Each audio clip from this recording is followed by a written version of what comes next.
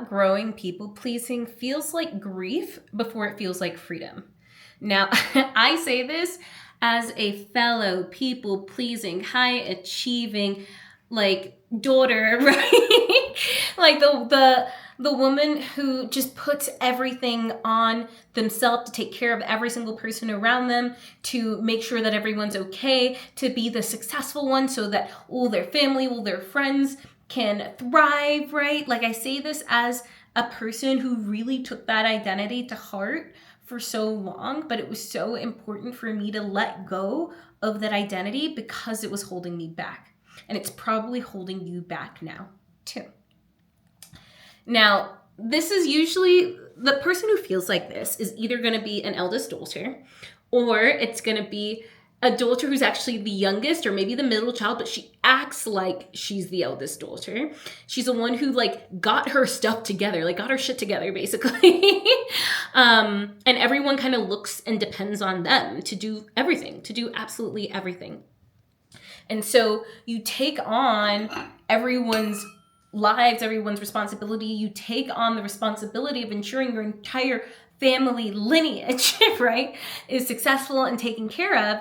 And the thing that people don't tell you is that success can feel so heavy when you believe that it is your job and your duty to make sure that every single person around you rises with you, even if they don't want to help themselves. And the thing is, it's not your job. It is not your job to do that. So stop putting it on yourself to make sure that every single person rises. If anything, what your actual job is to take care of you first. Take care of you first, and you naturally doing that, you being yourself naturally allows the people who are ready and available to rise as well. But you have to take care of yourself first. And you have to not give out of guilt, right? Now, this is so interesting because another thing, it's not even just like eldest daughter syndrome, but a lot of the time when you think about cultural backgrounds as well, and I have found that this happens a lot with Africans, Southeast Asians, like Filipinos, like we have some Filipino people in my mastermind, with people who come from poverty a lot of the time as well, who that's just like how they grew up. That's how their family grew up. Sometimes it can be South Americans as well. A lot of the time when your cultural background really is around this family unit and it's like family over everything, that's all that matters, where it's like, yes, obviously family matters, but there's also, given family and chosen family. But not even just that, it's like, yes, family matters, but you matter too, okay? You matter too. And if you're doing everything in your power to take care of yourself and take care of everyone else around you, who's taking care of you, right? A lot of the time you don't have anyone else to depend on. And you just only taking care of everyone else, only thinking about that, and then finding guilt when you want to invest in yourself, when you want to do things for yourself, that is what harbors resentment, okay? That is what breeds resentment. Giving from love, like I love to give. I absolutely love to give. I love to give from joy and because my heart wants to and because I want to treat everyone. I love to give. But the second it becomes a situation where it's out of obligation, where it's out of expectation, especially it could be from family members, it could be from friends, but this usually happens with family members. It could be your parents, it could be your siblings, it could be your nieces and nephews, whatever. But when it starts to become a place where it comes from obligation or duty that you never even asked for anyways, that's when it starts to breed resentment, okay? Now, I literally just got back from my leap year mastermind retreat, which was, oh my gosh, absolutely phenomenal. I'm going to have to record an episode about that. Like, it was truly so incredible. And just everyone reflecting back to me how transformational it was. I'm like, yeah, we're in the right lane here. We're doing the thing that we were always meant to do. But it's crazy the amount of similarities between everyone and what they're going through. And a lot of the time, it's not even about business, right? It's not about real estate and investing. It's about you, the person. It's about the struggles that you're facing, the limiting beliefs that you have, the boundaries that you're not willing to put up or that you want to put up, but you feel guilty about it. And there's internal stories that you're telling yourself about how, like, what it means to be a good girl, what you're supposed to do versus actually doing the thing that you want and actually living in full alignment, right?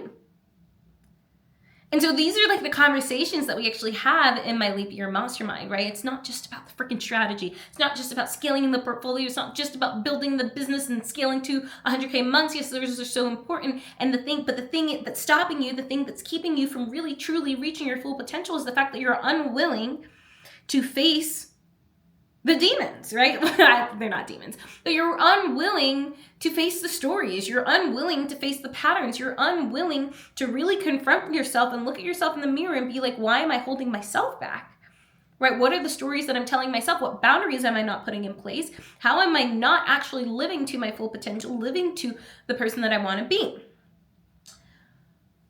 And it's weird because when you are the most capable daughter, right? Like if you're the most capable daughter or the most capable aunt or the most capable sister or the most capable cousin or whatever, right? A lot of the time this comes with invisible expectations that you never actually wanted, but you kind of just leaned into it because that's what you allowed and that's what's expected and that's what people have told you is the right thing to do, right? But carrying your whole family on your back is eventually going to break your shoulders. It's eventually going to break your back, right? And so I want you to think about this in your own personal life. You know, what are you still leaning into in terms of being a people pleaser, in terms of being the, oh, you know, yes, ma'am, absolutely, everything that you need, I got it, I'll take care of you, don't worry, you, like, I have everything covered. Because you're gonna reach a day where you just can't anymore. You're gonna reach a day when you just cannot. You're gonna reach a day where you break. And I don't want you to break because I've been there. I've 100% been there. And the interesting thing is when you start to put those boundaries up, a lot of the time the people in your life are going to tell you that you've changed. They're going to get really weird about it, right? Like they're going to get really weird about it because for once you're choosing yourself first. You're not putting every single other person in front of your own personal needs. You're choosing yourself first. And that is foreign to a lot of the people in your life. Because you always put them first, because you're always thinking about them, because you're always making sure that they're okay with, but never actually taking a second to think about if you're okay, right? Never actually taking a second to give yourself what you want, never actually taking a second to like give to yourself first before others. Now, I wouldn't say this to anyone, right? Like I wouldn't say this to anyone, but I found this is a trait that we have as high achieving women, right? As high achieving, highly capable women who grew up like that, we just take that identity on. But know that with any identity, you can also take it off. You can choose otherwise. You can do things differently. Like, I remember when I quit my corporate job, this was a long time ago now, but when I quit my corporate job, that was the first time where I really truly stood up for myself in the sense of I stood up for what I wanted and I did not care about what anyone else thought. And it was so interesting because I had like a blowout with my parents, all this stuff.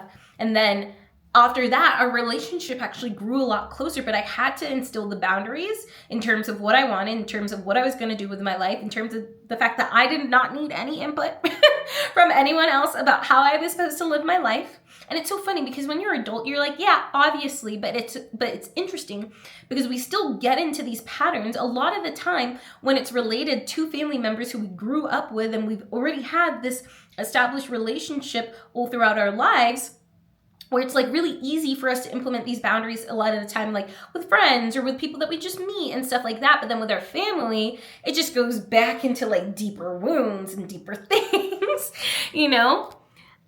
And so a lot of the time, in order for you to truly step into this new version of yourself, the universe is asking you if you're actually willing to do it, or if you're going to continue playing small, if you're going to continue playing out the same patterns, the same dynamics that you've been playing out for the last 10, 20, 30 years with your family members, with the people in your life. Because at the end of the day, you get to decide, you get to change it. The relationship that you have gets to be whatever you actually want with it. And so let's say you're working on an income goal. Let's say you're working on building a real estate portfolio. Let's say you're working on building a business or whatever. A lot of the time, what's keeping you stuck is not actually like, oh, I don't know the strategy. I don't know how to scale the portfolio. It's the internal identity that you have for yourself, right? And you're still playing to these old identities that are keeping you small. And the thing is if you feel the need to give to others out of obligation, the relationship becomes very one-sided. The relationship becomes very one-sided, and you keep telling yourself that this is the right thing to do. This is what I should do. This is my duty, all this stuff. It's not.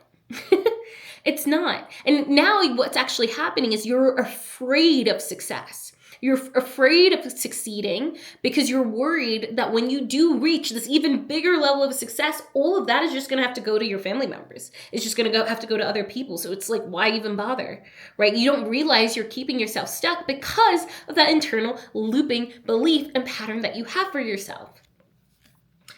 But like, here's the thing I need to tell you. It is not your job to save everyone in your life. It's not your job.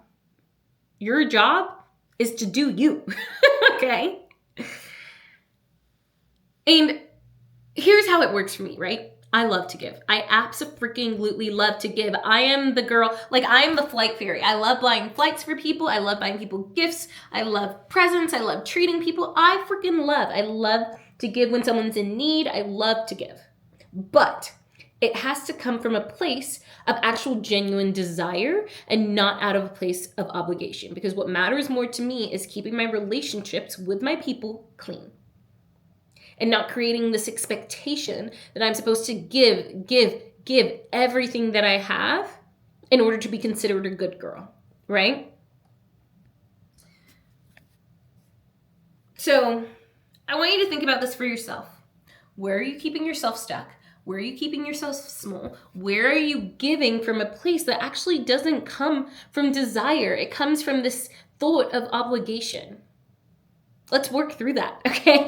Let's work through that. And if you want a container to actually work through that with, I'm shocked that I'm even doing this, but I'm opening up 2 spots into the Leap Year Minimind. This is a 6-week Minimind, and everyone who joins the Minimind will have the opportunity to scale up into the 6-month mastermind if that's what they desire. If you do the 6-month mastermind, then you actually get to come with us to Italy, which is so fabulous, but it is an application based. So you can go ahead, go to the website, oliviatati.com/leapyearmini, and apply there. It is by application only. So go ahead and apply. If you have any questions, just DM me on Instagram @theoliviatati.